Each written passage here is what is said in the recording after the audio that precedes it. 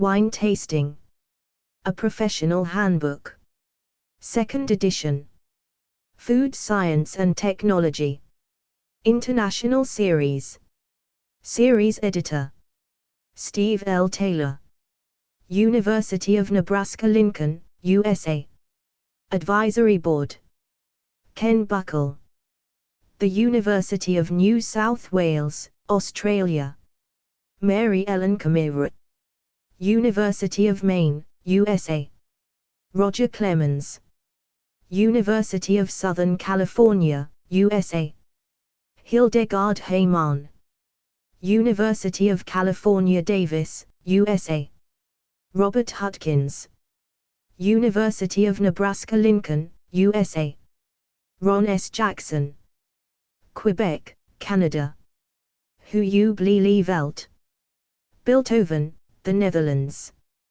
Darrell B. Lund. University of Wisconsin, USA. Connie Weaver. Purdue University, USA. Ron Rolstad. Oregon State University, USA. A complete list of books in this series appears at the end of this volume. Wine Tasting. A Professional Handbook. 2nd edition. Ronald S. Jackson. Cool Climate Enology and Viticulture Institute, Brock University. St. Catharines, Ontario, Canada.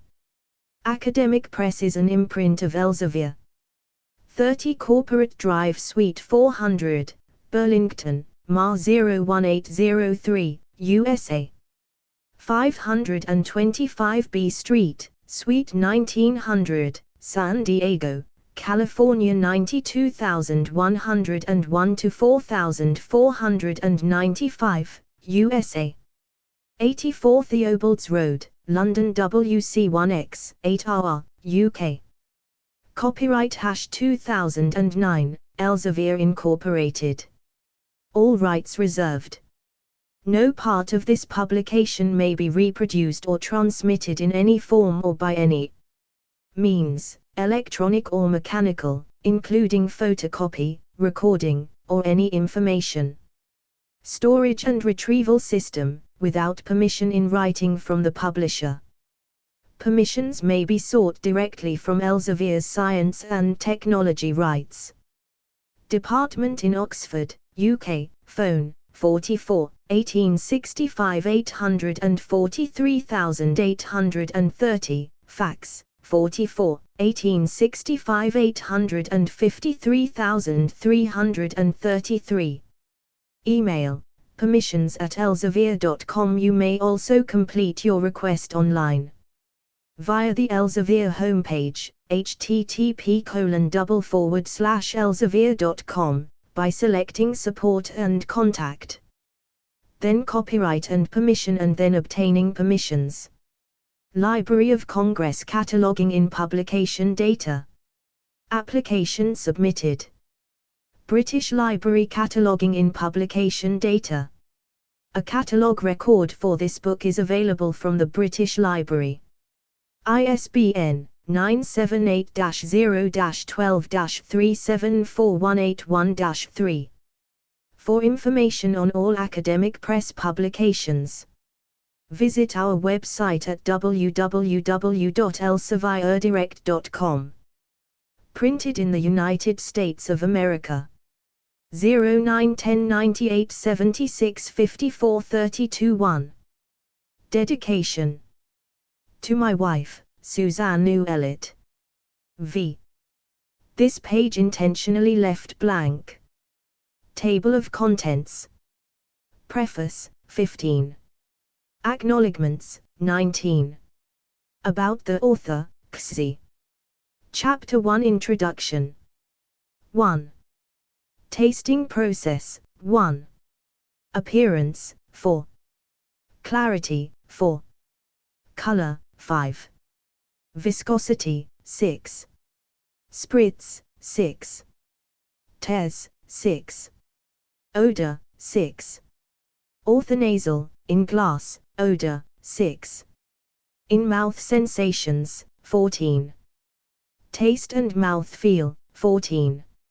Odor, retronasal. 16. Finish, 18. Overall quality. 19. Postscript. 21. References, 22. Chapter 2 Visual Perceptions. 27. Color, 27. Color perception and measurement. 27. Significance in tasting. 32. Origin and characteristics.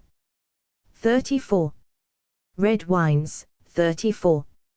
Rose wines, 40. White wines, 40. Clarity, 41. Crystals. 41. Sediment. 42. 7. Proteinaceous haze. 43. Phenolic haze. 43. Cas. 43. Deposits on bottle surfaces. 44. Microbial spoilage. 44. Viscosity, 45. Spritz, 46. Tes, 48. Suggested readings, 49. References, 49. Chapter 3 Olfactory sensations. 55. Olfactory system, 56. Nasal passages. 56. Olfactory epithelium, receptor neurons, and cerebral connections, 58. Odorants and olfactory stimulation, 65. Chemical compounds involved, 68. Acids. 69. Alcohols. 69. Aldehydes and ketones, 69. Acetals. 70. Esters, 70. Hydrogen sulfide and organosulfur compounds. 71. Hydrocarbon derivatives. 72. Lactones and other oxygen heterocycles. 73. Terpenes and oxygenated derivatives, 73. Phenolics. 74. Pyrazines and other nitrogen heterocyclics. 75. Sensations from trigeminal nerve, 75. Vomeronasal organ, 76. Odor perception, 77. Sources of variation in olfactory perception, 87. Odor assessment in wine tasting, 97. Off-odors, 98. Acetic acid, volatile acidity. 99. Baked. 99. Buttery. 99. Corky /moldy. 99. Ethyl acetate. 100. Ethyl phenols. 100. Table of contents 8. Fusel. 101. Geranium-like. 101. Light struck. 101. Mousy. 101. Oxidation. 102. Reduced sulfur odors. 103. Sulfur odor. 104. Untypical aging flavor, Untypische Alterungsnot, UTA. 104. Vegetative odors. 104. Other off-odors. 105. Chemical nature of varietal aromas. 105.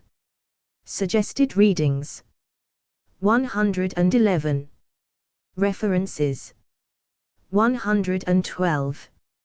Chapter 4 Taste and Mouthfeel Sensations. 129. Taste. 130. Sweet, umami, and bitter tastes. 135. Sour and salty tastes, ACIC and ENAC channels. 138. Factors influencing taste perception. 140. Physicochemical. 140. Chemical. 141. Biologic. 143. Psychologic. 145. Mouthfeel. 146. Astringency, 147. Burning, 151. Temperature, 151. Prickling, 152. Body, weight, 153. Metallic, 154. Chemical compounds involved. 154. Sugars, 154. Alcohols, 155. Acids. 156. Phenolics, 157. Polysaccharides. 162. Nucleic acids. 162. Taste and mouth-feel sensations in wine tasting. 163. Appendix 4.1, Measuring taste bud density. 164. Suggested readings. 165. References. 166. Table of Contents 9. Chapter 5 Quantitative, Technical, Wine Assessment. 177. Selection and Training of Tasters. 182. Basis Requirements. 182. Identification of potential wine panelists. 186. Testing and Training. 187. Basic Selection Tests, 190. Taste Recognition. 190. Taste Acuity, 190. Relative Sensitivity, Sweetness, 192. Threshold Assessment, 193. Odor Recognition Tests, 195. Fragrance, Aroma and Bouquet. 195. Off-odors, Basic Test. 195. Off-odors in different wines. 197. Discrimination Tests, 197. Varietal Dilution. 197. Varietal Differentiation. 199. Short-term wine memory. 201. Taster Training, 202. Assessing taster and panel accuracy. 203. Score variability, 205. Summary. 208. Pre-tasting organization. 208. Tasting area. 208. Number of samples. 212. Replicates. 213. Temperature. 213. Cork removal. 215. Decanting and pouring. 215. Sample volume. 216. Dispensers. 216. Representative samples. 216. Glasses. 217. Number of tasters. 220. Tasting design. 221. Information provided. 221. Preparing samples. 222. Sources of perceptive error. 222. Timing. 225. Wine terminology. 226. Wine evaluation. 233. Table of contents X. Score sheets. 233. Statistical analysis. 242. Simple tests. 244. Multivariate techniques. 247. Pertinence of tasting results. 250. Sensory analysis. 250. Discrimination testing. 251. Scaling tests. 253. Descriptive sensory analysis. 256.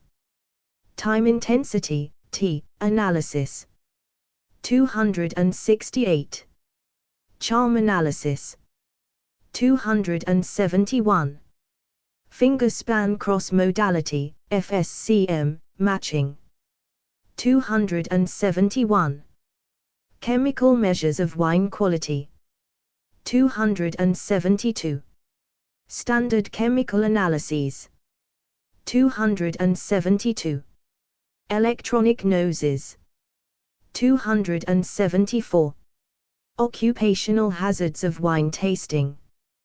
278. Suggested readings.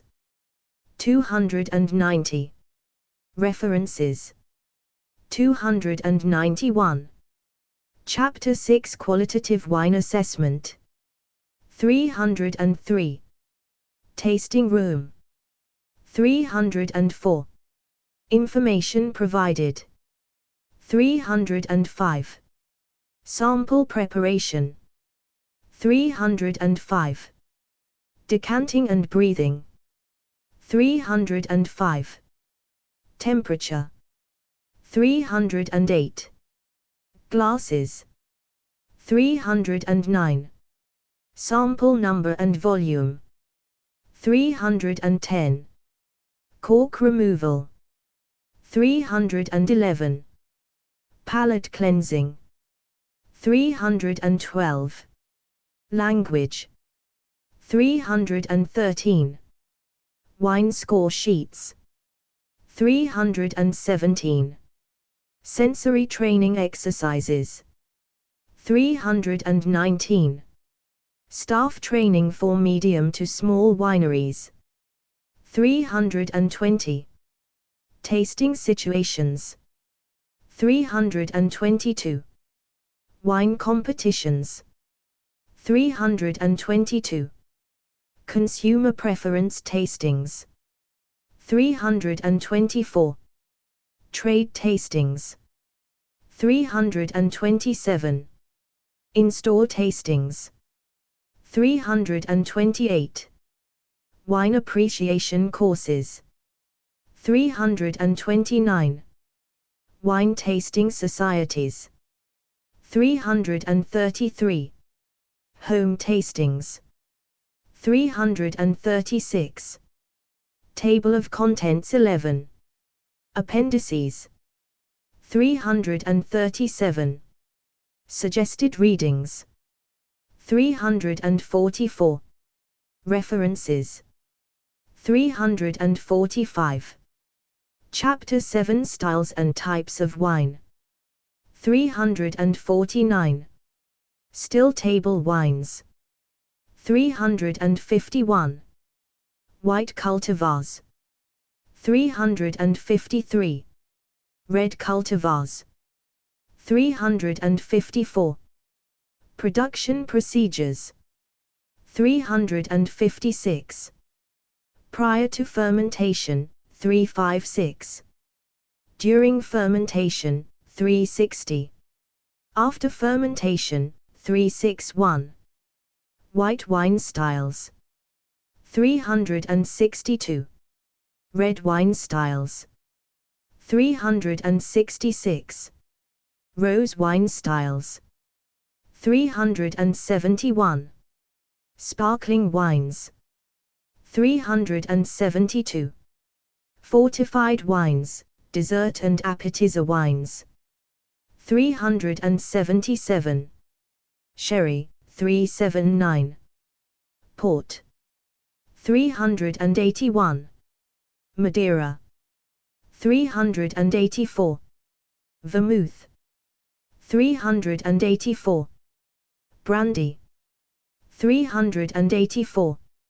Suggested readings. 385. References. 385. Chapter 8 Nature and Origins of Wine Quality. 387.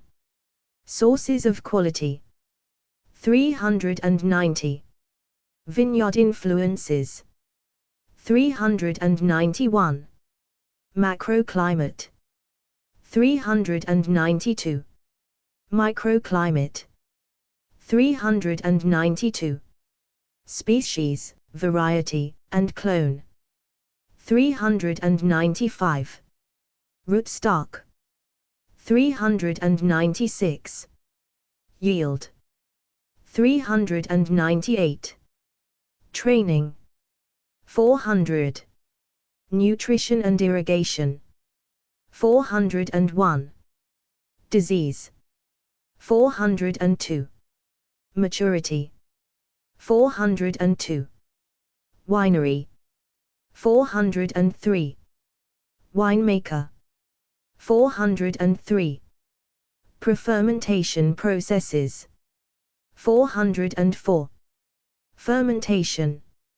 406. Table of Contents 12. Fermenter, 406. Yeasts, 407. Lactic acid bacteria, 407. Post-fermentation influences. 410. Adjustments, 410. Blending, 410.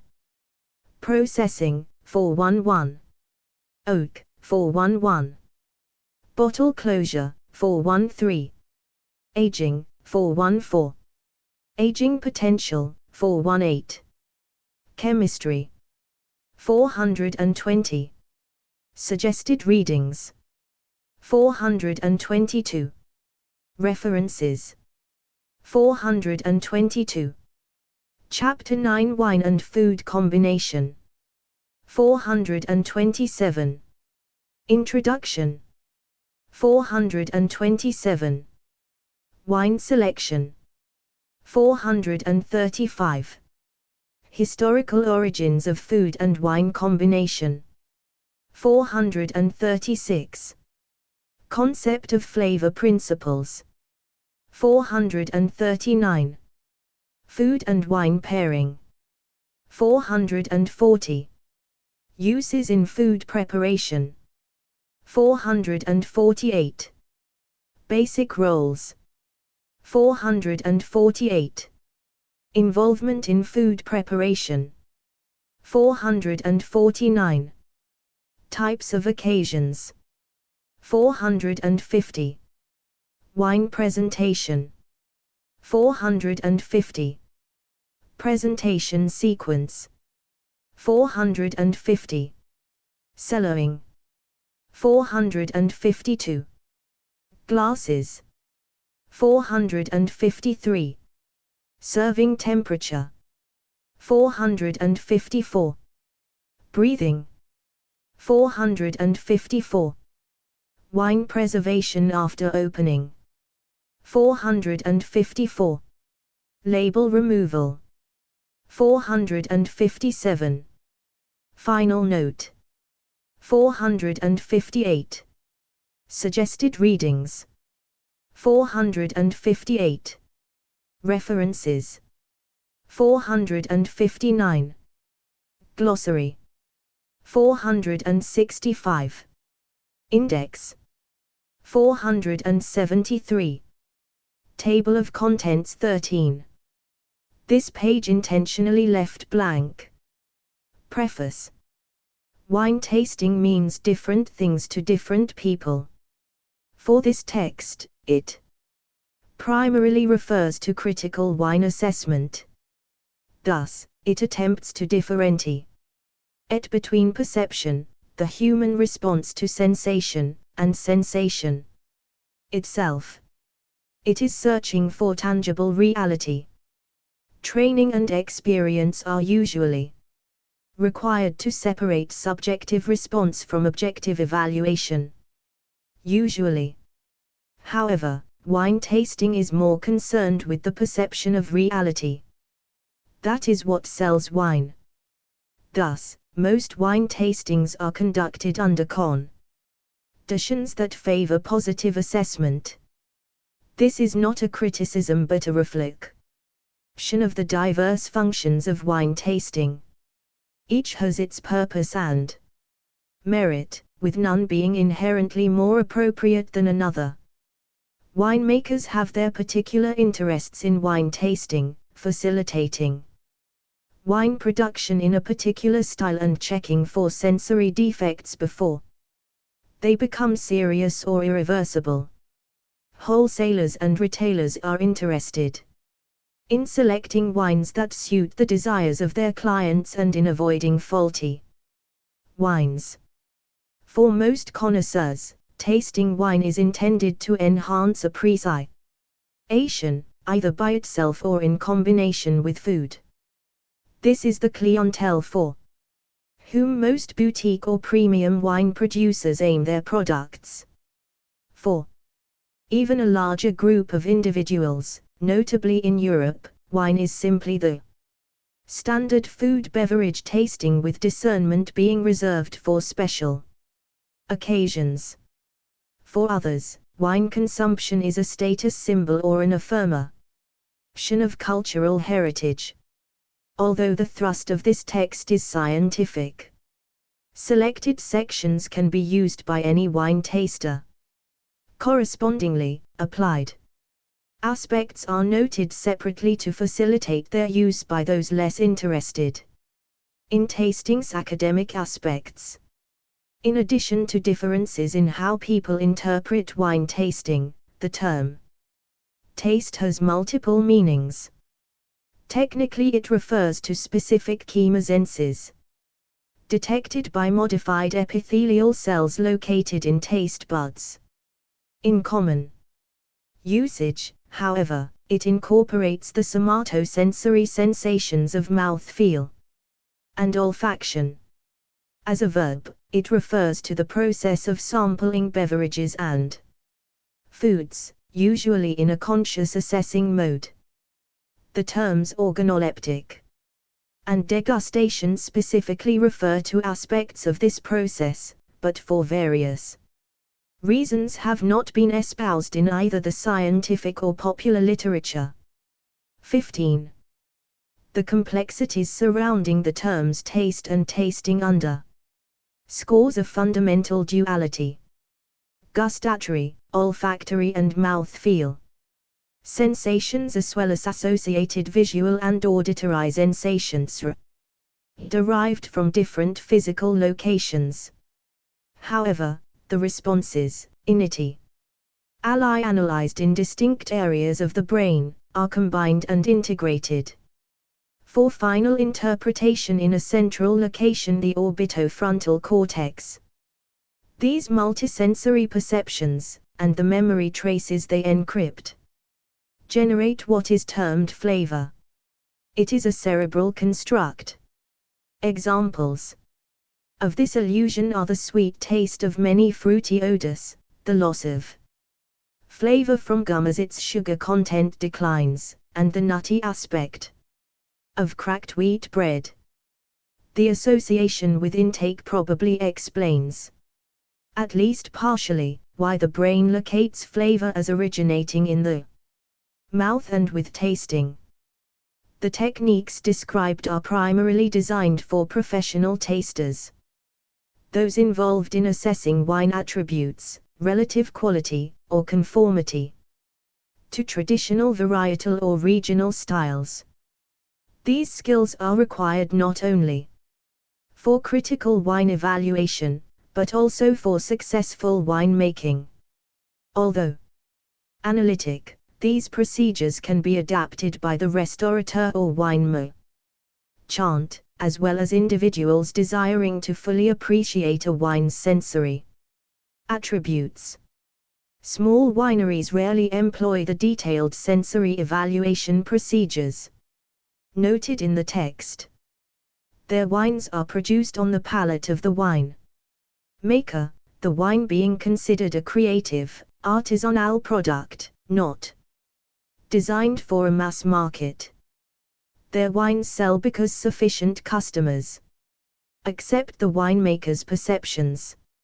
It also helps that most consumers are not particularly discriminating or demanding. Customers are often easily persuaded by the opinions of others. This is not a disparaging comment on consumers or small wineries, just an affirmation of reality. Some small wine estates produce absolutely superior wines and their winemakers are exceptionally skilled. The same procedures, in less competent hands, can produce eminently forgettable wines. The situation is quite different for large wineries. Their wines are sold internationally, produced in million-liter-plus quantities, face extensive and stiff competition, and are sold continents away from any personal contact with the winery staff. Successful brands are created using selective blending techniques that require the use of some of the most sensitive and critical sensory evaluation procedures available. Millions of dollars and shareholder profits ride on the decisions made not only by grape growers, winemakers, marketers, but also sensory evaluation experts. There is little margin for personal error. Quality control is critical. Preface 16. In the text, the reader is first guided through the steps of wine tasting. Subsequently, the psychophysical and neuroanatomical aspects of sensory response are discussed. This is followed by a discussion of the optimal conditions for wine assessment and evaluation, the selecting and training of judging ability, preparing various types of tastings, and the analysis of significance. Wine classification and the origins of wine quality are covered, with a discussion of what can confidently be said about wine and food pairing. Although significant strides in our understanding of sensory perception have occurred in the past few years, it is also becoming clear that perception is relative, with few absolutes. What individuals perceive depends not only on their genetics, but also on their upbringing, current emotional and physical health, and the context in which the tasting occurs. Within limits, the latter can be more important to perception than the quality of the wine. Dogmatism concerning wine quality is as obsolete as the Model T Ford. Because of historical and cultural connections between food and wine, and its popularity among wine aficionados, the topic has received more extensive expansion and revision than any other chapter. Despite this, the best wines usually express their finest qualities more clearly when sampled in the absence of food. For example, the development and finish of a wine are seldom detectable when consumed with food. The time required for their expression rarely being available or appropriate during a meal. To facilitate their detection, wine aficionados often analyze fine table wines prior to eating, or consume the wine slowly and conscientiously with simply prepared food, minimal flavoring. Aperitif and dessert wines are more amenable to full appreciation as they are frequently taken alone. As with the appreciation of other art forms, the feeling of status and well-being, associated with sampling fine wines with delicately and exquisitely prepared food, is its primary appeal. This is especially evident in the elaborate surroundings of fine dining establishments.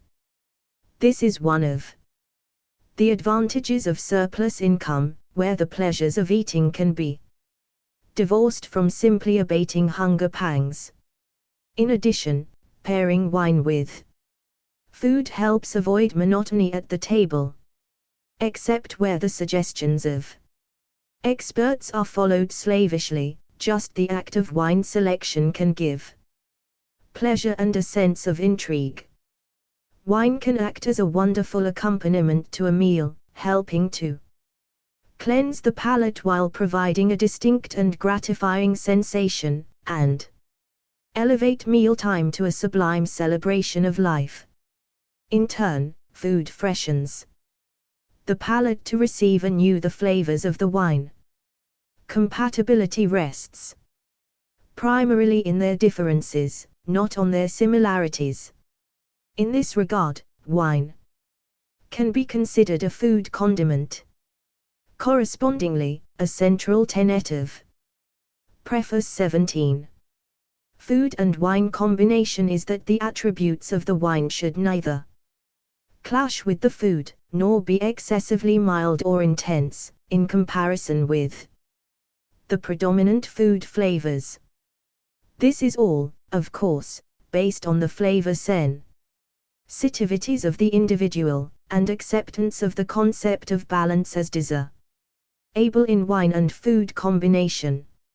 Although an interesting and endless topic of conversation, undue concern about pairing can overshadow what should be a pleasurable and relaxed occasion to nourish the body as well as the soul. Hopefully, the information contained herein will give the reader the ability to strip away the influences of context and experience that too often afflict wine tasting, precluding valid and fair assessments. As often as not, you should question your own perceptions as much as the views of others.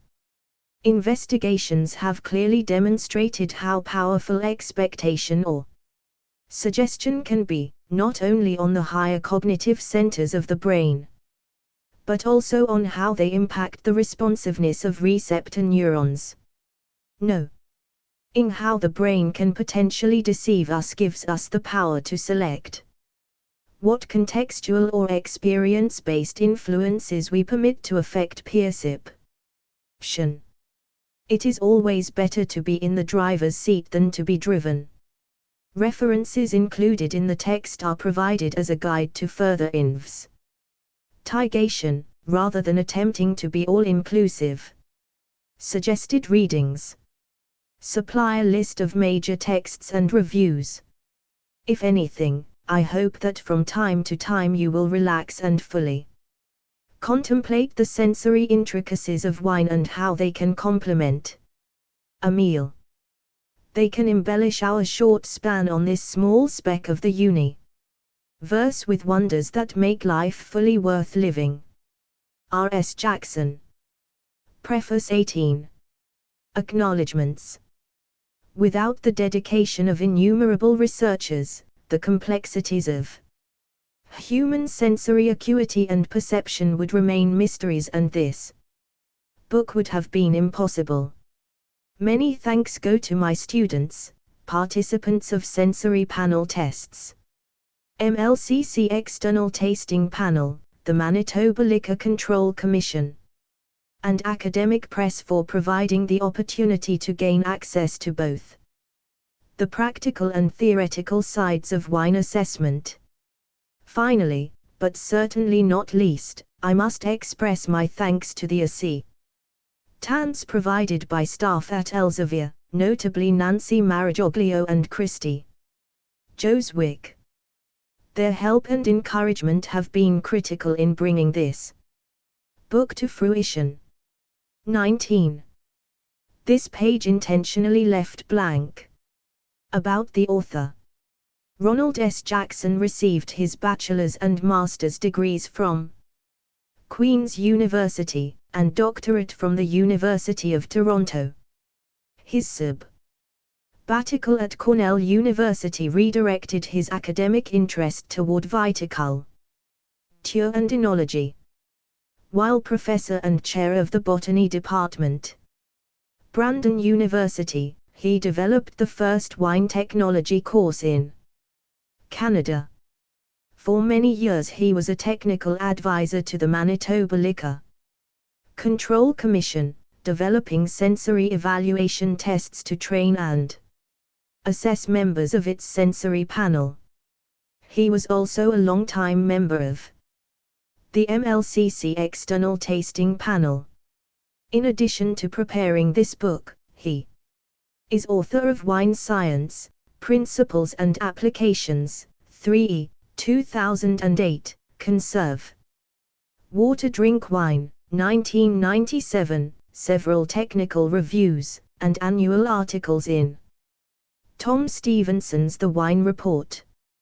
Dr. Jackson has retired from teaching to devote his time to writing, but remains allied with the cool climate. Enology and Viticulture Institute, Brock University.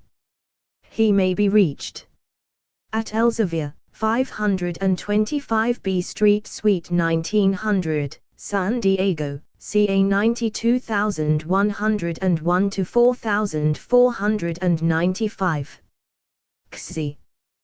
This page intentionally left blank. Introduction.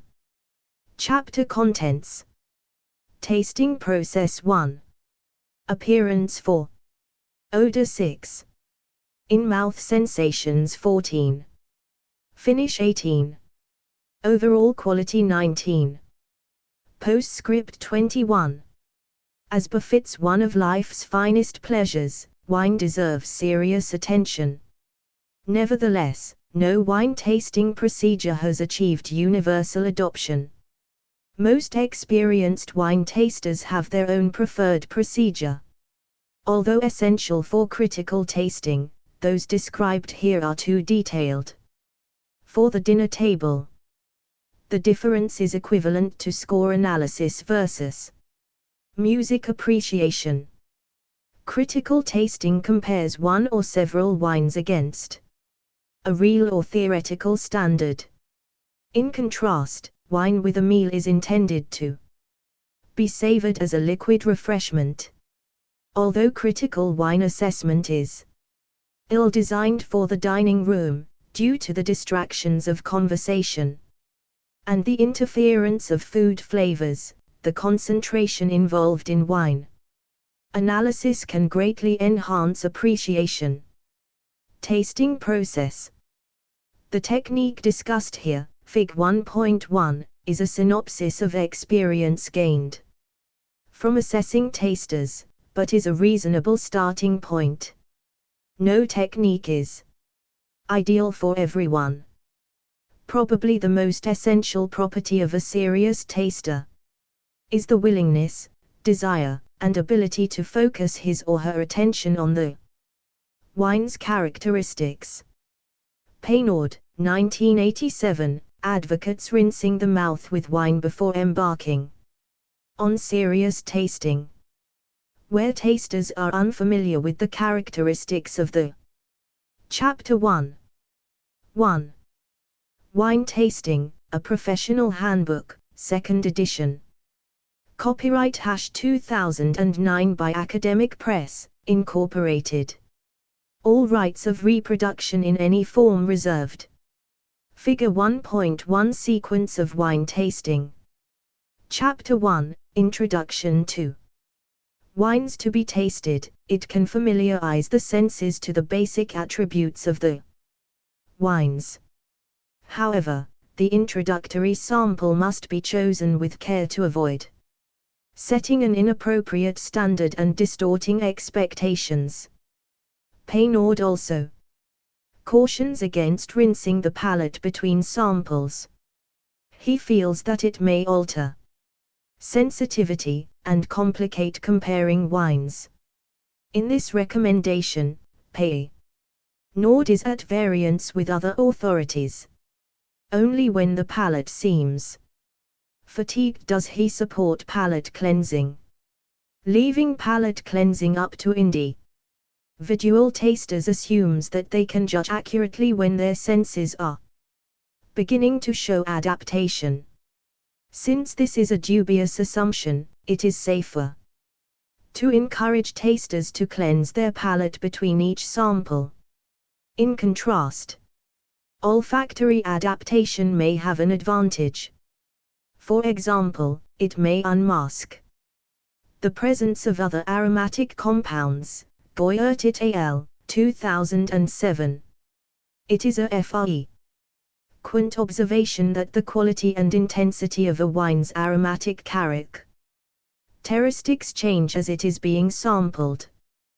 This occurs not only over the full course of a tasting, up to 30 minutes, but also during any particular sampling. Investigation of the complex interaction of aromatics on perception is still in its infancy. Brossard et al., 2007.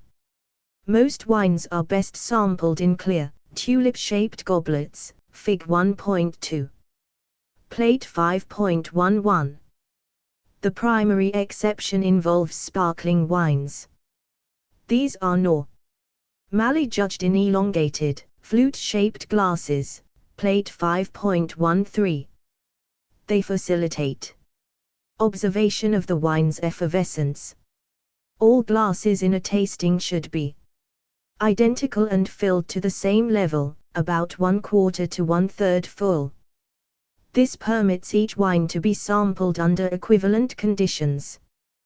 Between 30 and 50 milliliters is adequate for most tastings. Not only are small volumes economic, but they facilitate holding the glass at a steep angle. Figure 1.1 Tasting process 3. For viewing color and clarity, and permit vigorous swirling, to enhance the release of aromatics. Appearance. Except for rare situations, in which color must not influence assessment, the visual characteristics of a wine are the first to be judged. To improve light transmission, the glass is tilted against a bright, white background, 35 to 45 angle. This produces a curved edge of varying depths through which the wine's appearance can be better assessed. Visual stimuli often give a sense of pleasure and anticipation of the sensations to follow. The appearance may hint at flavor attributes as well as potential faults. An example of the influence of wine coloration on perceived quality is illustrated in Fig. 2.6. It is also well known that a deep red color increases perceived quality, even when assessed by seasoned judges. Thus, visual clues must be assessed with caution to avoid unfair prejudgment of the wine. Clarity. All wine should be brilliantly clear. The haziness often obvious in barrel samples is of little concern. It is eliminated before bottling. Cloudiness in bottled wine is another issue. It is always considered unacceptable, despite its seldom affecting the wine's taste or aromatic character. Because most sources of cloudiness are understood and controllable, the presence of haziness in commercial wine is uncommon. The major exception may involve some well-aged red wines that eventually throw sediment. However, careful decanting can avoid resuspending this material. Figure 1.2 International Standards Organization, ISO, wine tasting glass. Dimensions are in millimeter, courtesy of International Standards Organization, Geneva, Switzerland. Chapter 1, Introduction 4. Color. The two most significant features of a wine's color are its hue and depth. Hue denotes its shade or tint, whereas depth refers to the relative brightness and intensity of the color. Both aspects can provide clues to features such as grape maturity, duration of skin contact, fermentation cooperage, and wine age.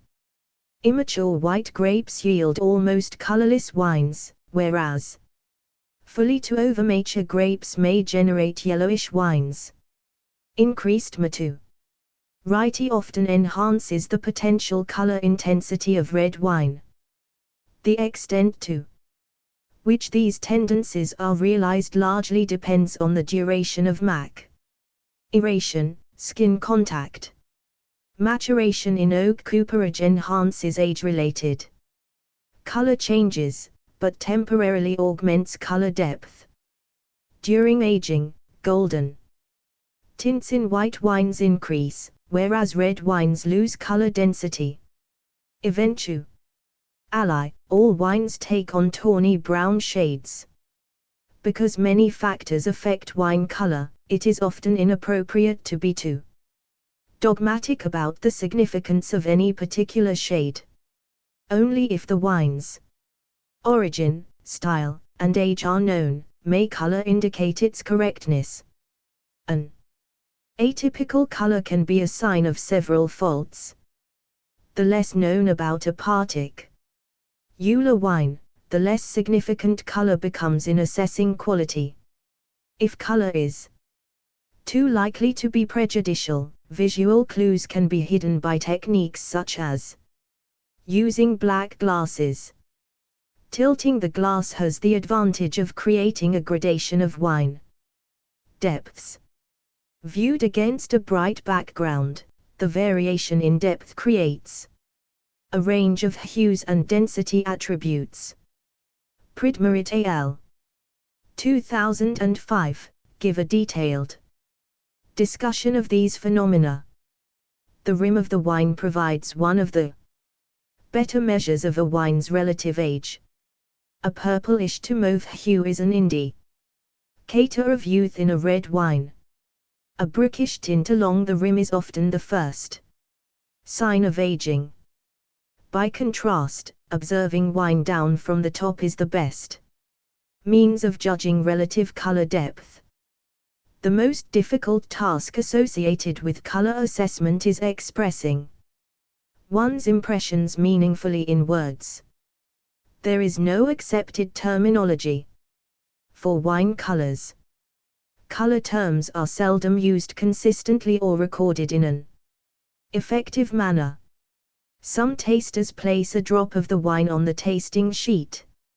Although of comparative value, it does not even temporarily preserve an accurate record of the wine's color. Until a practical standard is available, use of a few simple terms is probably preferable. Terms such as purple, ruby, red, brick, and tawny, and straw, yellow, gold, and amber, combined with qualifiers such as pale, light, medium, and dark can express the standard range of red and white wine colors, respectively.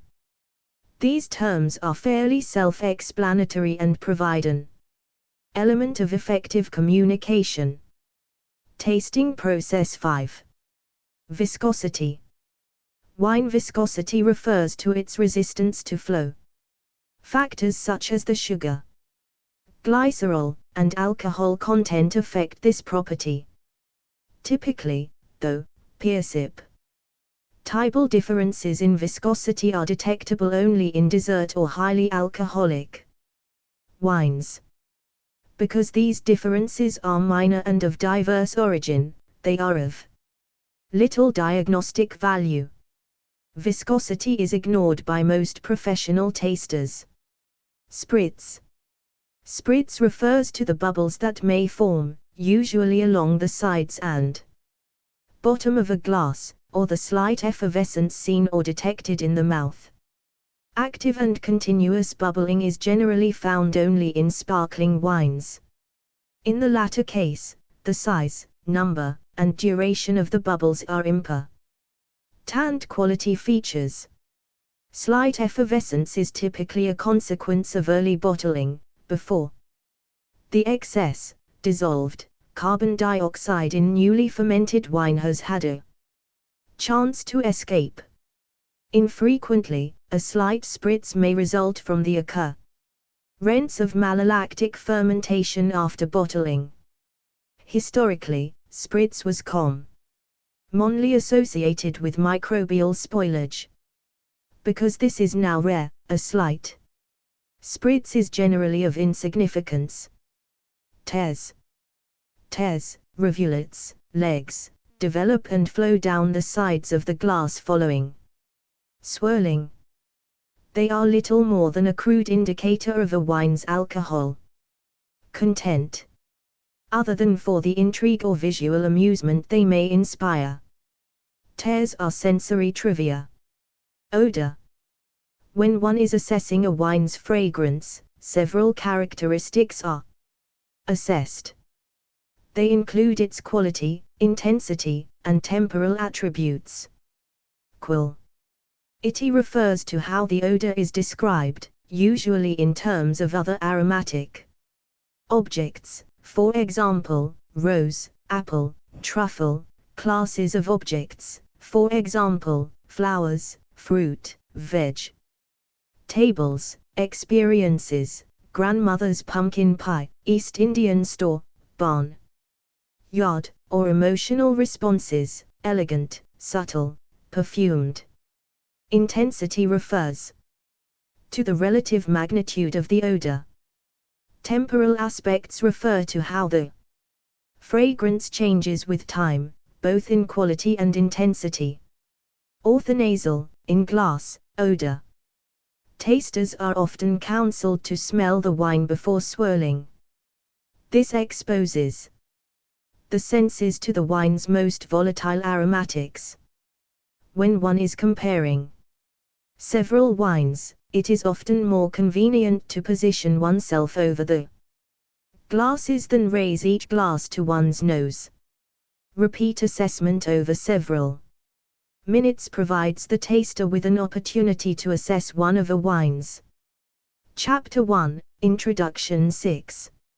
Most ethereal attributes, development, how the fragrance changes over the course of the tasting. The second and more important phase of olfactory assessment follows. Swirling of the wine. Although simple, effectively swirling usually requires practice. Until comfortable with the process, start by slowly rotating the base of the glass on a level surface. Most of the action involves a cyclical arm movement at the shoulder, while the wrist remains stationary. Holding the glass by the stem provides a good grip and permits vigorous swirling. As one becomes familiar with the process, start shifting to swirling by wrist action. Once comfortable with this action, raise the glass off the surface to a more normal height for easy smelling. Some connoisseurs hold the glass by the edge of the base. While this approach is effective, its awkwardness seems an affectation. It is simpler, and safer, to hold the glass jointly by its stem and base. Because the escape of wine aromatics occurs at the air-forward/wine interface. Volatilization is a partial function of surface area. By increasing the effective surface area, swirling favors the release of aromatic compounds. In addition, swirling effectively mixes the wine, replenishing the surface layer with aromatics. This is important because of the wine's small surface area, relative to its volume. Diffusion of aromatics to the surface is slow.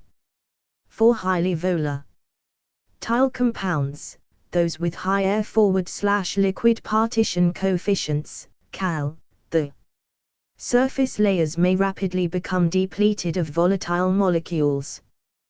The incurved sides of tulip-shaped glasses not only help concentrate released aromatics, but also permit vigorous swirling. Other factors influencing volatilization are the equilibrium between dissolved and weakly bound aromatics, and surface tension effects. Whiffs are taken at the rim of the glass and then in the bowl. This permits sensation of the fragrance at different concentrations, potentially generating distinct perceptions. Considerable attention, involving both inductive and deductive reasoning, is usually required for detecting and recognizing varietal, stylistic, or regional attributes. It often requires several attempts. As the primary source of a wine's unique character, the study of fragrance merits the attention it requires. Murphy et al. 1977, consider that as much as 80% of the sensory significant information about what we consume comes from olfaction. Under sensory lab conditions, covers are often placed over the mouth of the glass. These may be watch glasses, small Petri dish covers, or even coffee cup lids of appropriate diameter. The covers can serve two purposes. With highly fragrant wines, the cover limits aromatic contamination of the immediate environment. Such contamination can complicate the assessment of less aromatic wines. The primary function, though, is to permit especially vigorous swirling, if the lid is held on tightly with the index finger. This can be valuable when the wines are aromatically mild. Tasting process 7. No special method of inhalation seems required for odor detection. Lang. 1983. Often, a single sniff is adequate for odor identification. Lang. 1986. At least in simple aromatic solutions. A typical sniff lasts about 1.6 s, has an inhalation velocity of 27 liter/min, and involves approximately 500 centimeters 3 of air. Lang, 1983. The duration and vigor are usually instinctive, being inversely related to odor intensity, unpleasantness, and ease of identification.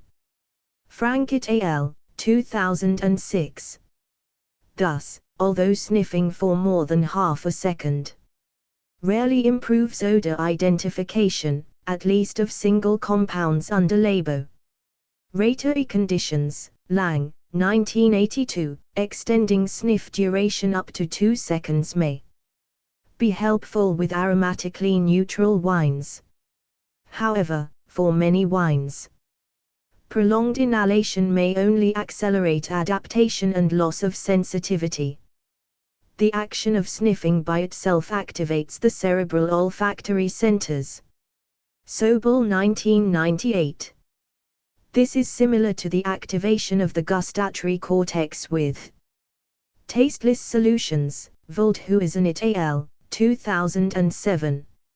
Nonetheless, because the strength of a sniff differentially affects the efficiency with which various odor ants are deposited on the olfactory mucosa, Kent et al., 1996, it may be useful to vary the intensity of sniffing during wine assessment. Mainland and Sobel, 2006.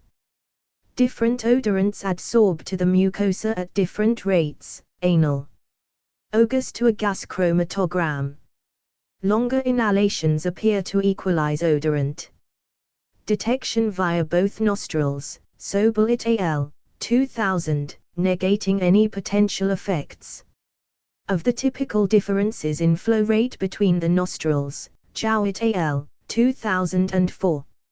Although extended inhalation induces adaptation to the most readily detected compounds, it can be informative with some aromatically complex wines, notably ports. as olfactory receptors become adapted to certain constituents, masked or aromatic sensations that take longer to activate may become apparent. When one is repeatedly sampling the wine, each sniff should ideally be separated by about 30 to 60 s. Olfactory receptors take about this long to re-establish their intrinsic sensitivity.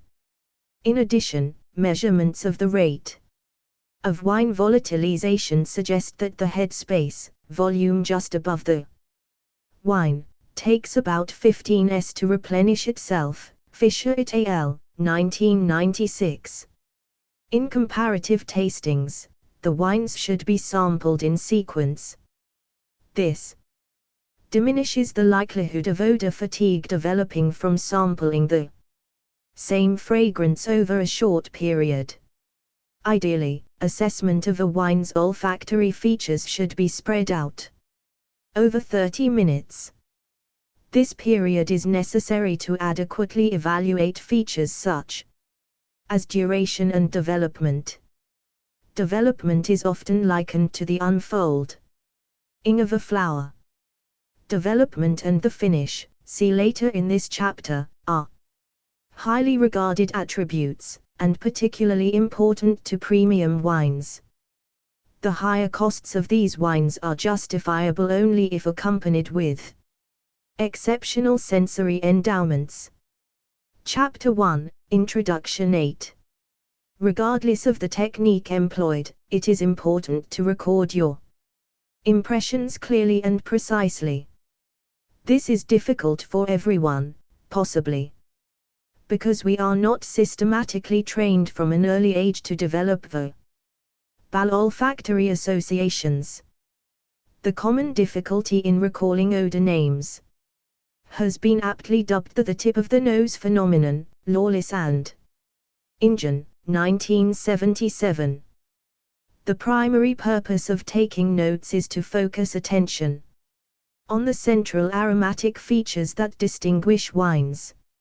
Except in detailed sensory evaluation tests, the actual terms used are, in themselves, less important than the consistent meaning they have for the taster.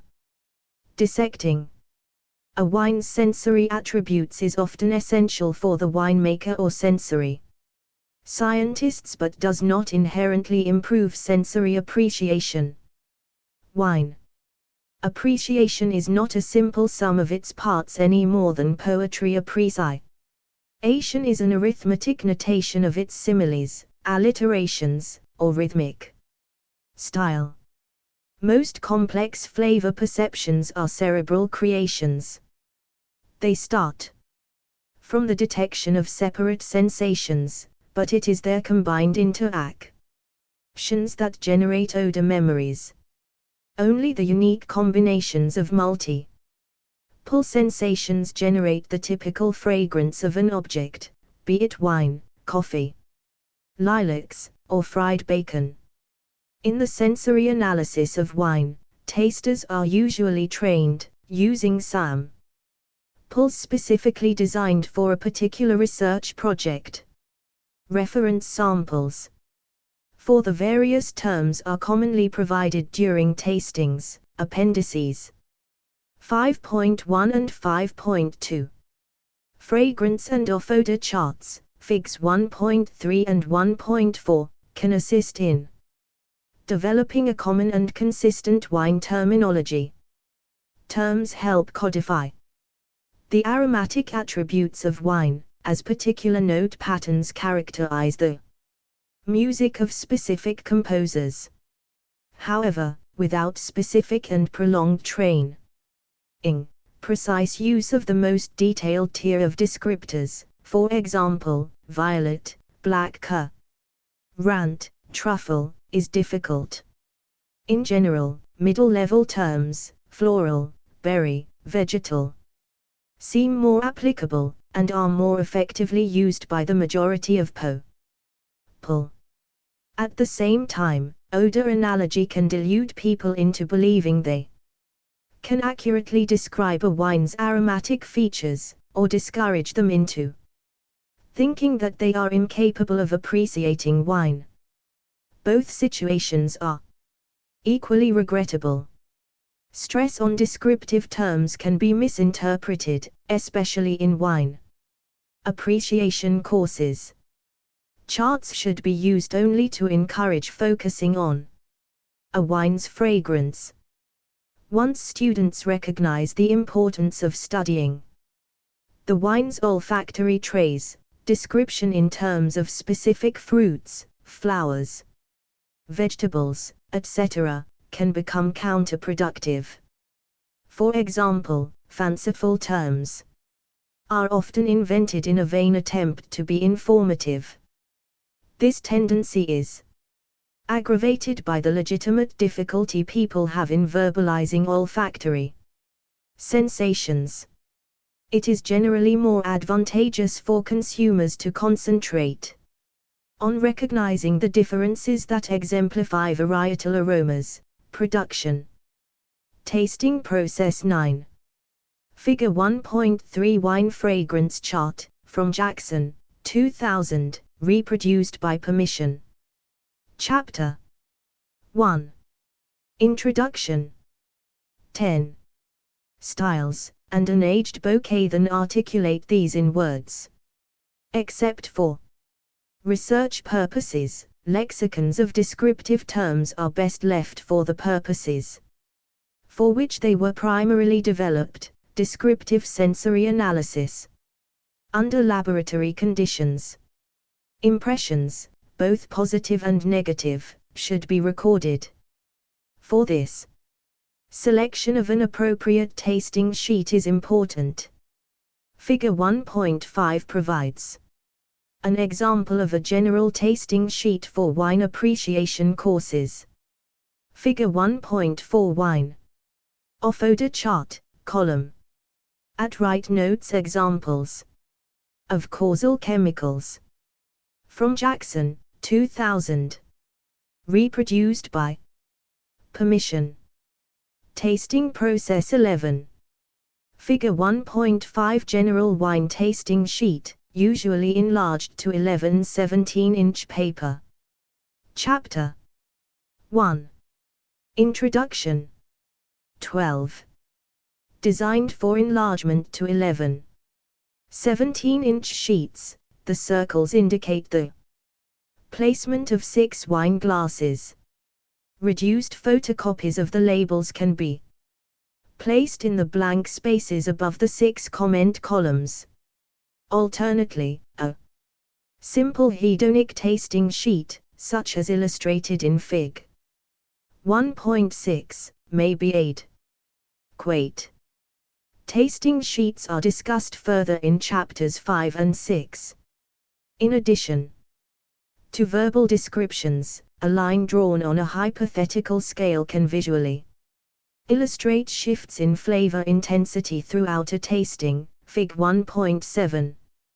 Qualitative changes in fragrance can easily be noted on the graph as they occur.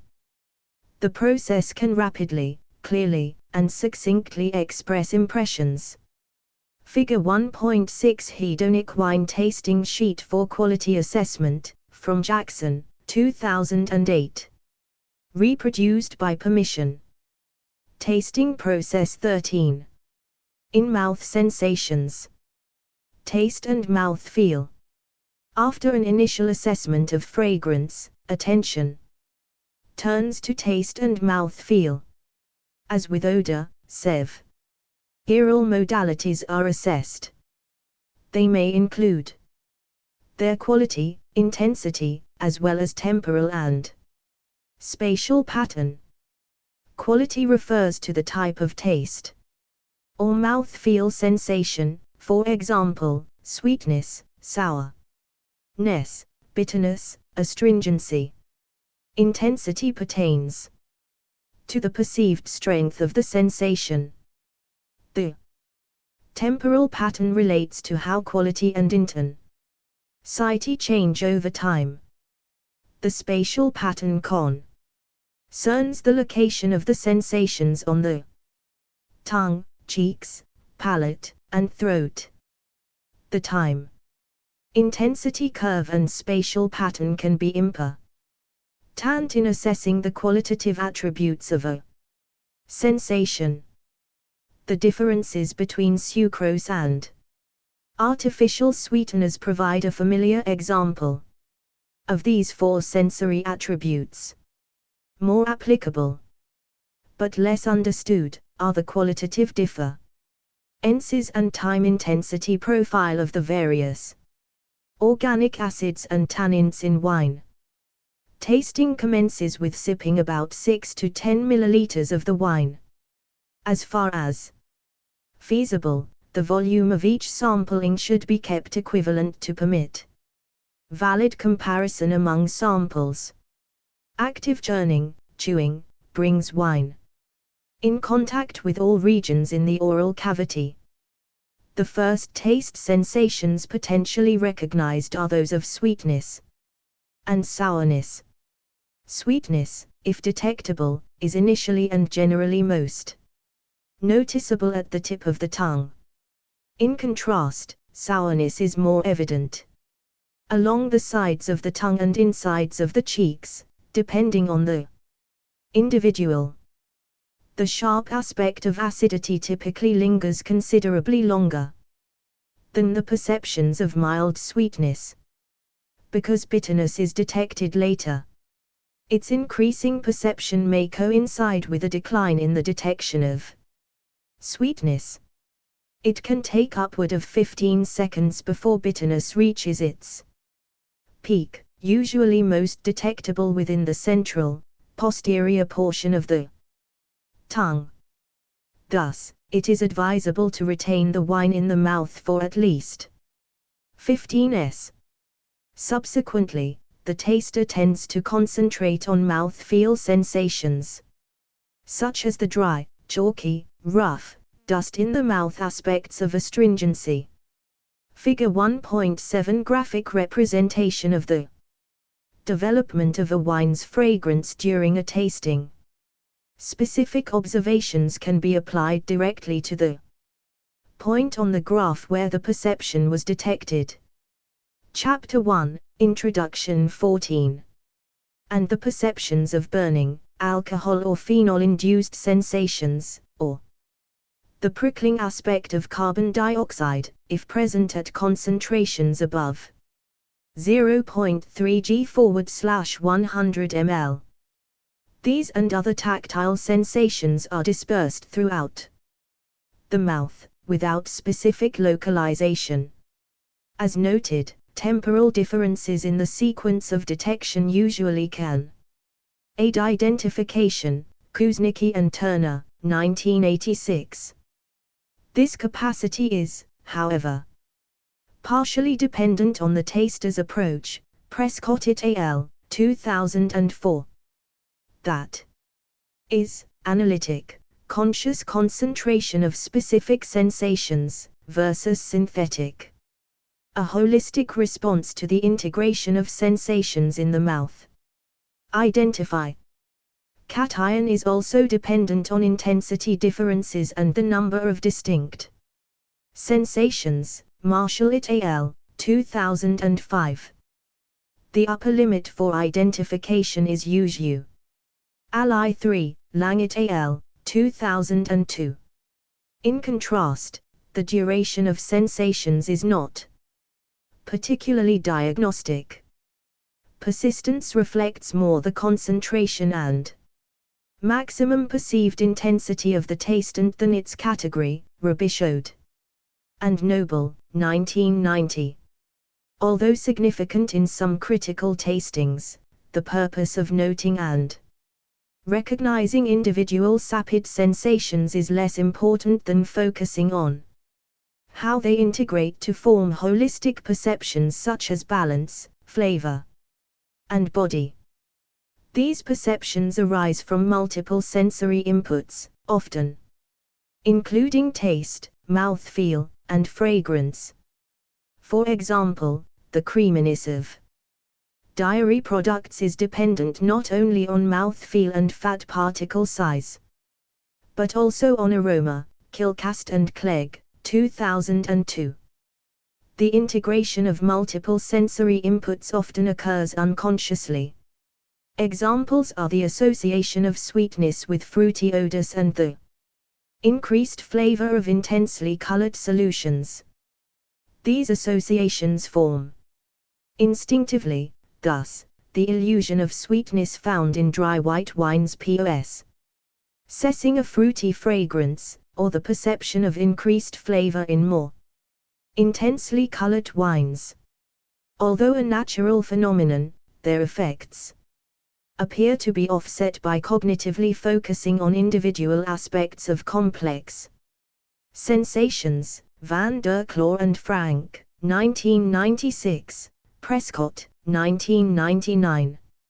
It is up to the individual, or experimenter, to decide whether a more natural, integrated /holistic approach or a more analytic, dissective approach to wine evaluation is desired. Perceived reality, as in other aspects of life, often depends on past experience and the context in which it is detected. Fig 6.4. All is relative. There are differing opinions on whether taste and mouthfeel should be assessed with the first sip or during subsequent samplings. Tannins react with proteins in the mouth, diminishing their initial bitter and astringent perception. Reaction with saliva proteins partially explains why the tasting process 15. First sample is usually less bitter and astringent than subsequent samples. The first taste more closely simulates the perception generated when wine is taken with food. If this is an important aspect of the tasting, it is essential that the tasting progress slowly. This permits stimulated salivary production to compensate for its dilution during tasting. This problem becomes more serious when a series of red wines is tasted in fairly quick succession. To avoid carryover influences, due to residual tannin effects, tasters are usually provided with a palate cleanser. Recently, several studies have investigated the effectiveness of palate cleansers. For example, Colliner et al. 2004, found that a weak solution of pectin, 1g/liter, was more effective than several traditional palate cleansers. Pectins have been shown to limit tannin protein polymerization, Hayashi et al. 2005.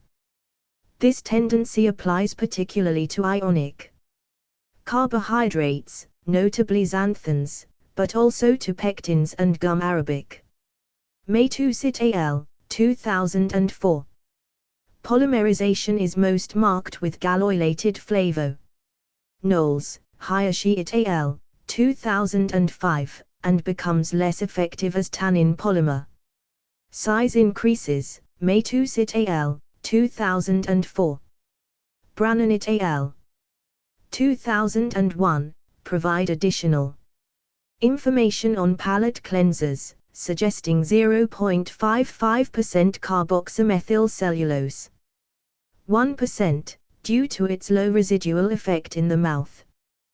The presence of acidic grape-derived polysaccharides, ramogalactrinins, in wine may have a similar effect in reducing wine astringency. Carvalho et al. 2006. In another study, comparing crackers, pectin, 1%, carboxymethylcellulose, 1%, and water, the perceived intensity of red wine astringency was found most effectively reduced by crackers. Ross et al. 2007. Water was found to be the least effective in all studies. Odor, retronasal. As with orthonasal odor, tasters should concentrate on the relative intensity, identity, and qualitative changes over the full duration of the tasting. Transfer of aromatics in the mouth and back of the throat into the nasal cavity is most marked after swallowing, or expectoration. Intentional concentration on slow deliberate exhalation apparently improves retronasal identification. Pierce and Halpern, 1996. Correspondingly, tasters should especially concentrate on the in-mouth, retronasal aspects of fragrance during expiration. To enhance retronasal detection, tasters frequently aspirate the wine in the mouth. This involves tightening the jaws, contracting the cheek muscles to pull the lips slightly ajar, and slowly drawing air through the wine. Alternatively, some tasters purse the lips before drawing air through the wine. Either procedure favors volatilization by increasing surface area contact, analogous to swirling wine in a glass, as well as atomizing the wine. Chapter 1, Introduction 16. Although less effective, vigorous agitation of the wine in the mouth has a somewhat similar effect. De Wijgit al. 2003. Odor perception detected retronasally is often qualitatively different from that detected orthonasally, Nigoazit al. 2008. This distinction is well recognized from the frequent and often distinct character of cheeses smelled versus sampled in the mouth. This phenomenon probably has several origins. The concentration of aromatics reaching the olfactory patches is considerably less, at least partially due to the diminished volume of airflow. Correspondingly, some constituents may not be present at above threshold values when assessed retronasally. Additional factors potentially involved include the higher temperature of the mouth, modifying volatilization, and the action of enzymes, both salivary and microbial. The latter may either degrade or liberate volatile compounds. Compounds may also be perceived differently relative to the direction of airflow, a phenomenon that is independent of airflow rate, Smollett al. 2005. This may relate to the spatial location of different receptors in the olfactory patches, selective removal of odorants as they pass over the olfactory patches, and generation of a different temporal sequence of receptor activation.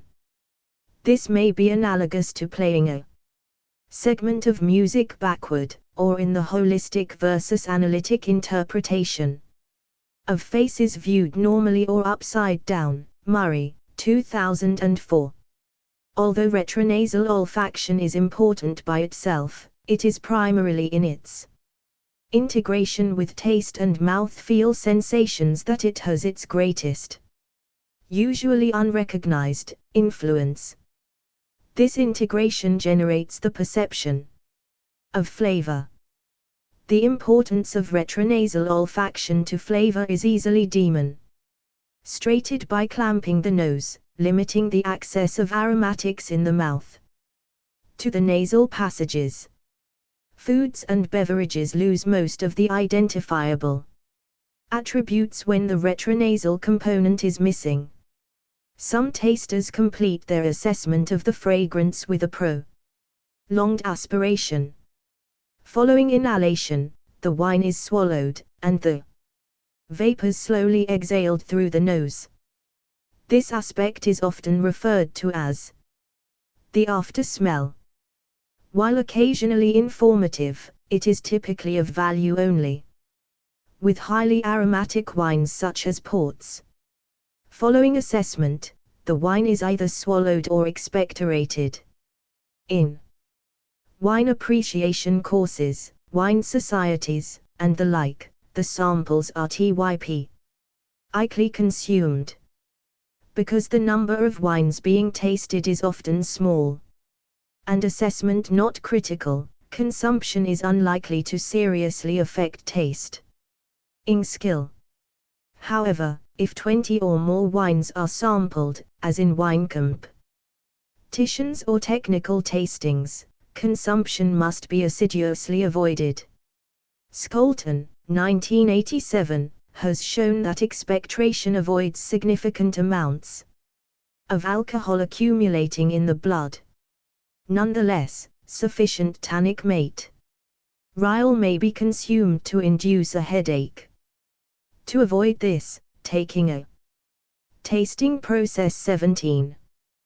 Prostaglandin synthesis inhibitor, acetylsalicylic acid, acetaminophen, or ibuprofen, an hour or more before the tasting may limit certain types of headache development. This and other occupational hazards of wine tasting are discussed at greater length at the end of Chapter 5. Finish. Once the sample is swallowed, or expectorated, concentration switches to the finish. Finish, persistence, refers to the lingering sapid, but primarily aromatic, sensations in the mouth. It is the vinous equivalent of a sunset. Some tasters consider its duration a major indicator of quality.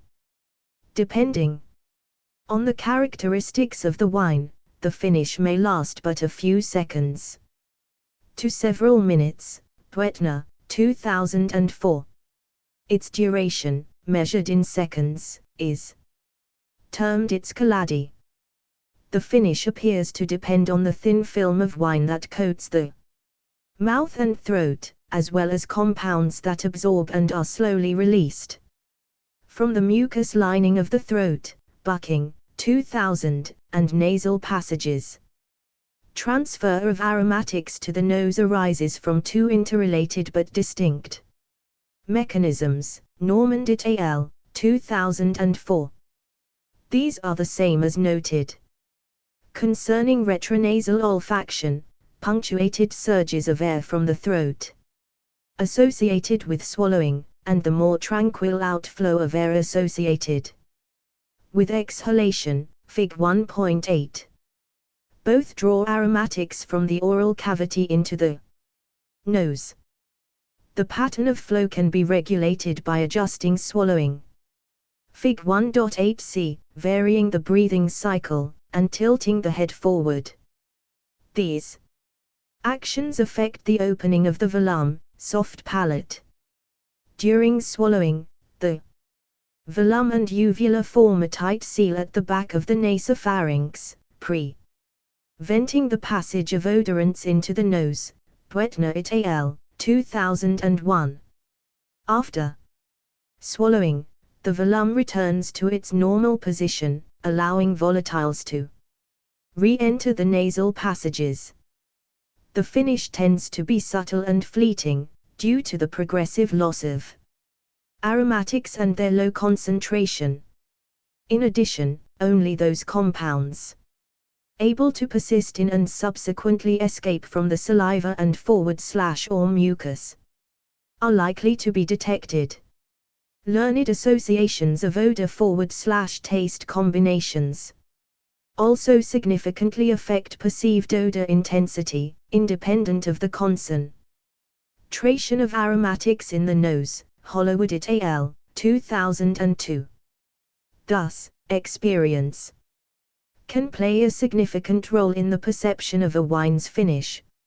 Most table wines possess a relatively short finish, lasting rarely more than several seconds. In contrast, fortified wines, possessing more intense flavors, exhibit a much longer finish. Exceptions to the generally desirable nature of a long finish are features such as a persistent metallic aspect, the presence of off-odors, or excessively acidic, bitter, and astringent sensations. Chapter 1, Introduction 18. Overall quality. After the sensory aspects have been studied individually, attention shifts to the integration of their effects, the wine's overall quality. As noted by Amer In and Rosela, 1983, it is far easier to detect a wine's quality than define it. This presumably involves aspects of conformity with, and distinctiveness within, regional, varietal, or stylistic norms. 1. The development, duration, and complexity of the fragrance, the duration and character of the finish, the uniqueness of the tasting experience, and taster perceptive acuity. 250,000, 200,000, 150,000, 100,000, 50,000, 0, 159, 160, 161, 162. Time, min, a. Panelist 1. MS. Intensity. UI. 163, 164, 165. Panelist 2. 160,000. 140,000. 120,000. 100,000. 80,000. 60,000. 40,000. 20,000. 0. MS. Intensity. UI. 124, 125, 126, 127, 128, 129, 130. Time, min, b. Panelist 3. 35,000. 30,000. 25,000. 20,000. 15,000. 10,000. 5,000. 0. MS. Intensity. UI. 50, 51, 52, 53, 54, 55, 56. Time, min, c. Figure 1.8. Flavor release from a solution of menthol sampled by 3 different subjects. Each large peak corresponds to a swallow, smaller peaks to breathing. Panelist 3 is a flavorist who makes many small swallows. This behavior clearly prolongs flavor release. Reproduced. From Normand, V., Avison, S., and Parker, A. 2004. Modeling the kinetics of flavor release during drinking. Chemistry. Senses 29, 235245, by permission of Oxford University Press. 1. Like grammar, traditional quality standards are the result of historical precedent.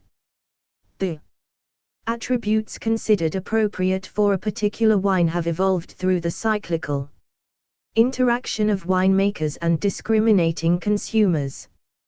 Tasting process. 19. Many of the terms used for overall quality have been borrowed from the world of art. Relative to wine, the term complexity refers to the presence of many distinctive aromatic elements, rather than one or a few easily recognizable odors. Balance, harmony, denotes the perceptive equilibrium of all olfactory and sapid sensations, where individual perceptions do not dominate. Balance without character is bland, but when dynamic and refined, it denotes an almost otherworldly feeling of elegance. The complex interaction of sensory perceptions involved in this percept is evident in the reduced fruitiness of red wines possessing excessive astringency, or the hollowness of a sweet wine lacking sufficient fragrance or acidity. Balance often seems to be easier to achieve in white wines, due to their lower phenolic content. However, their reduced aromatic complexity often leaves white wines less inspiring than red wines. Thus, in reality, achieving refined balance in a White wine is no easier than in red wines. Occasionally, individual aspects may be sufficiently intense to give the impression that balance is on the brink of collapse. In this situation, the balance has an element of nervousness that can be particularly fascinating. Development designates changes in the aromatic character that occur throughout the sampling period. Ally, these changes maintain interest and keep drawing the taster's attention back to its latest transformation. Duration refers to how long the fragrance retains a unique character, before losing its individuality, and becoming just vinous. Interest is the combined influence of the previous factors on retaining the taster's attention. Implied, but often not specifically stated, is the requirement for both power and elegance. Without these attributes, attractiveness is short-lived. If the overall sensation is sufficiently remarkable, the experience becomes unforgettable. An attribute Amarine and Rosella. 1983, term memorableness. This is the quintessential feature of any great wine. It is almost always associated with surprise. Never have I knowingly sampled a prestigious wine that truly awed me and made me feel that the heavens had opened. Memorableness, even when less stunning, is particularly important in the training of tasters and directing future expectations. Mojit and Costa, 2005. The importance of surprise to pleasure has been directly detected with functional magnetic resonance imaging, fMRI, Burns et al., 2001. Unpredictability greatly enhances the reward stimulus associated with activation of the cerebral orbitofrontal cortex. Most European authorities feel that quality should be assessed only within regional appellations, counseling against comparative tastings among regions or grape varieties. Although these restrictions make tastings simpler, they negate much of their value in promoting quality improvement. When tasting concentrates on artistic quality, rather than stylistic purity, comparative tasting can be especially revealing. Comparative tastings are more. Chapter 1, Introduction 20. Popular in England and the New World, where artistic merit tends to be considered more highly than compliance with regional dictates. Postscript. The full assessment of a wine's sensory attributes takes time. Thus, it is usually employed only in comparative tastings. For individual wines, it is worth the effort only when the wine is of very fine quality, their expression of a wide range of sensory attributes justifying the time spent. Despite the clear advantages of a systematic approach to wine assessment, permitted by the technique described in the preceding text, few professional tasters appear to utilize such a disciplined approach. Brochet and Dubadieu, 2001. This is clear from even a cursory look at most tasting notes. This paradox stems from most wine writers and consumers having no need to analyze the wine critically, tasting being conducted holistically, concentrating on general qualities such as balance, complexity, and depth. Notes primarily give the subjective reaction of the taster. Rarely do the terms have verifiable or easily defined meanings. In addition, each taster tends to possess his or her own unique lexicon. This presumably has meaning for the person who uses it. However, it rarely effectively describes the wine's actual sensory attributes. At best, descriptors express overall perceptions, or the norms attributed to regional, stylistic, or varietal wines. Rank ing typically concentrates on how well, or poorly, wines express features desired by, or considered important to the taster. Holistic expressions often reflect more the characteristics and experiences of the taster than the wine. Integral wine assessment appears to reflect selective activation of the brain's right hemisphere, Dadit al. 1998, 2002, Herzit al. 1999. This region principally deals with ideographic and emotive aspects of expression. The reverse often occurs in left-handed individuals. This contrasts with the left hemisphere, where verbal aspects of language tend to be concentrated. Depit al. 2000, Necht. It al. 2000. Whether the tendency to express wine attributes in holistic terms reflects a lack of training in youth, or a genetic predisposition is unknown. Either way, selective activation of the right hemisphere, and the small area of the brain set aside for processing olfactory information, may explain why humans have such a poor prized odor lexicon. Thus, when pressed, people tend to describe their sensory responses in terms of other objects or experiences, such as fruit, flowers, or spices, etc., or the emotions they engender. Regrettably, sampling wine holistically often robs the taster from detecting some of the wine's finest subtleties and attributes. For example, without tasting process 21. Concentration, features such as development and duration or the length of the finish are missed. Only a programmed set of steps permits the taster to detect and appreciate all the joys, or failings, that a wine may demonstrate.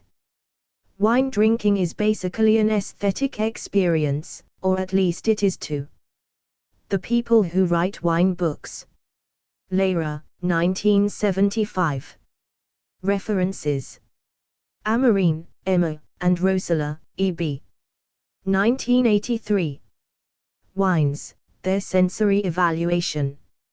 2nd ed., Freeman, San Francisco, CA. Burns, G.S., McClure, S.M., Panani, G., and Montague, P.R. 2001. Predictability modulates human brain response to reward. Jane Neurosi.